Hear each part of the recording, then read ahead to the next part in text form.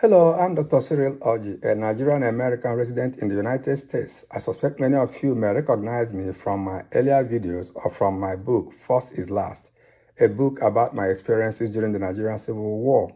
I have pointers for these materials on the description page of this video.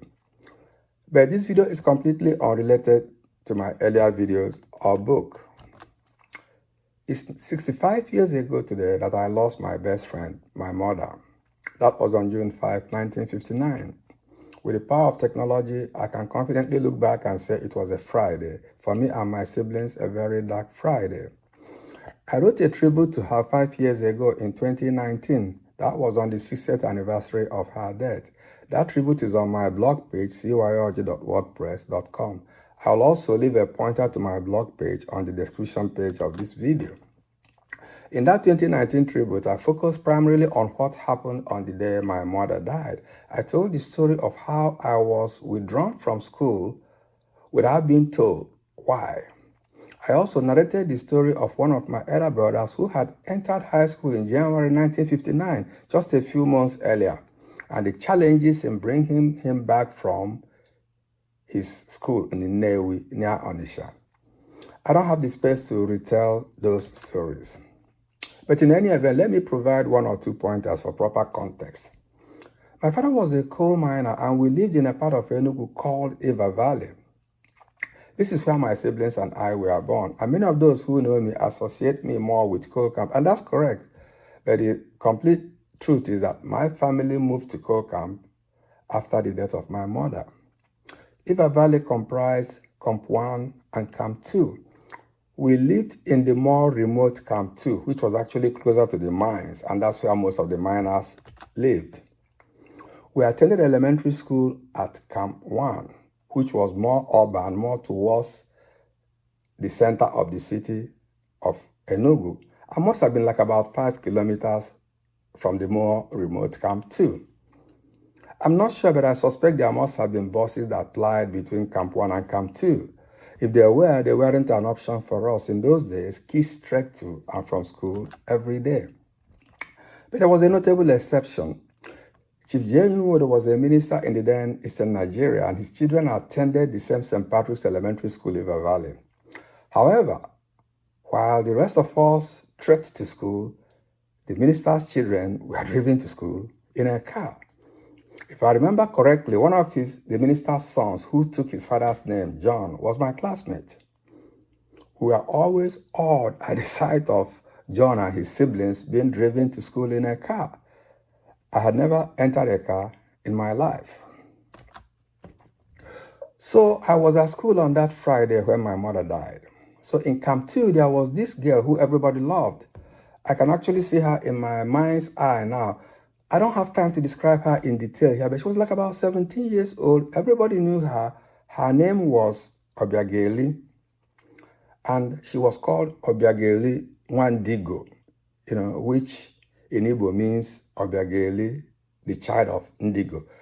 She must have completed elementary school at that time because she was at home. She was the one dispatched to pick me from school with the very clear instructions that for obvious reasons, she shouldn't break to me the news of my mother's death.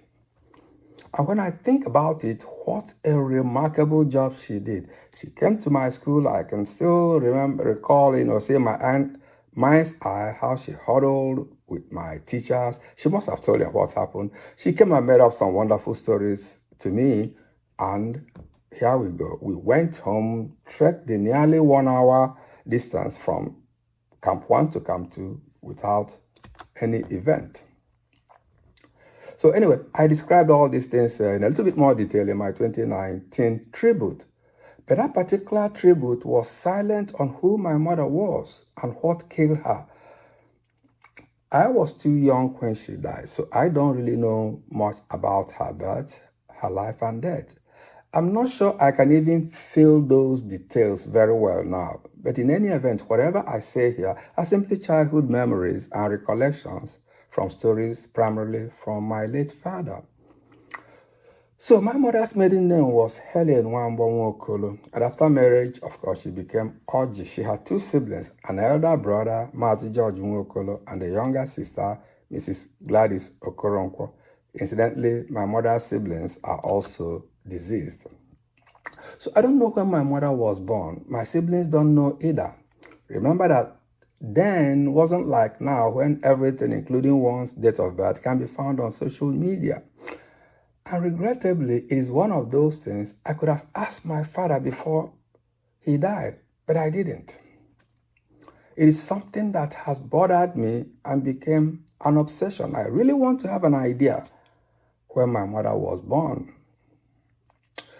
So one of my cousins was extremely helpful because the way since my brothers didn't know, I figured, okay, if I can talk to my cousins, they may know when when my mother's siblings, when any of them was born, and if we can get that, we can infer when my mother was born. And one of my cousins was extremely helpful. And as I tell this story, I want to be completely anonymous because it touched on a number of people, and I didn't get permission from them that I was going to reveal their identity or use their name. So I'm just going to keep it anonymous. Because at a very high level, my cousin helped, and we contacted other extended family members. And the information we got was very rich. In fact, one of the pieces of information we got was somebody who was born on a certain month and a certain year with confidence. It was recorded when the person was born. And with that, we kind of traced back, relations and whatever, till we were able to come to my mother's age with very high confidence of an error not more than 2 years. So I came to the conclusion that my mother was born in 1922. So if she was born in 22 and died in 59, she died at age 37. So even with the 2-year error margin, it still supports what I've always suspected. My mother died before the age of 40.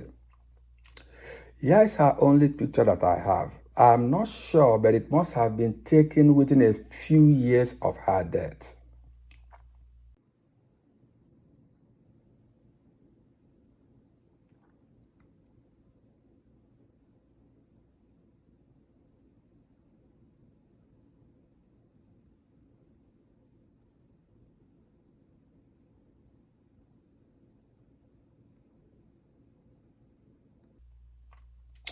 Here is another picture, but it's a picture of me.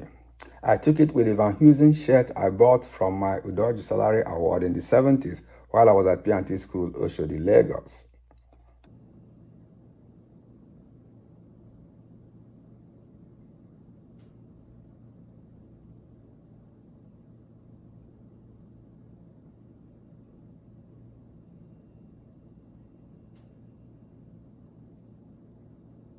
Recently, I shared both pictures with a friend who joked that I must have been Mama's boy. Unknown to my friend, this brought tears to my eyes. I don't know why my mom left us so early. A few years ago, another friend asked if I knew the sickness that my mom suffered from. I don't know. Whatever I say here are only childhood memories. I recall as a child that my mother was always sick. My father also told us that after every childbirth, my mother became ill. It was always something or the other with her abdomen or stomach. But her ill health notwithstanding, my mother was the family disciplinarian. I still recall vividly as a child how she administered corporal punishment from her sickbed. She had that powerful presence, even on a sickbed. My mom was that she who must be obeyed. And when I think about it, I wonder if Henry Rider Haggard had her in mind when he wrote the novel She in 1986. Concerning her ill health, she was always in and out of the hospital. When medicine from the hospital didn't help, my father would revert to native doctors. There was no famous native doctor around the Enugu in those days that my father didn't consult. Prominent native doctors came from the towns of Oye, Owa, Olo, Abugo, Udi, and all other towns in what we can now refer to as the suburbs of Enugu. I still have childhood memories of native doctors mixing concoctions that my mother drank. They also prepared native medicines that we disposed of in the bush as a sacrifice, or some of them were actually hung in the house, probably to drive off any evil spirits that came to bother my mother. It was a very challenging period for our family. So our best guess today is that my mother died from a form of cancer. That's all we know. We don't know what type of cancer, and we can't guess. But what we do know is that she left us very early. I remember and still somehow feel the void created by her early exit. 1959 was a tough year for us. My mom died on June 5, and 2 months later in August, my father was retrenched from his coal mine work. And if you know how the coal mines worked, when you lose your job, you lose your colliery quarters. So when my dad lost his job in August, we lost our colliery quarters, so we became homeless. Luckily, my mom's older brother came to our rescue. He gave us a room in one of his rental properties in coal camp. So that's how actually we came to coal camp. But that move to coal camp was also very tough. Think about it. We had just lost our mother. My father had just lost his job, and we were dealing with a new environment. We were learning people were learning us. And it turns out that in our yard, and I still remember this vividly, we were the only kids in the yard without a mother, which often attracted sympathy for us. So as I conclude this short tribute, let me directly talk to my mother, my dearest mom and best friend. You left us 65 years ago today. Although I'm now a grandfather, it still hurts to remember that nearly all my life had been spent without the joy and love of a mother. And this is really something that you can't substitute. You can't substitute for. But in any event, I'm consoled by the knowledge that no mother will ever love her children the way you loved us. Yet you left us so early, not because you wanted to, it was simply God's time. So my dear mom, Helen Wamboji, you will always remain the best mom. Rest in peace until we meet to part no more. I love you, my sweet mother.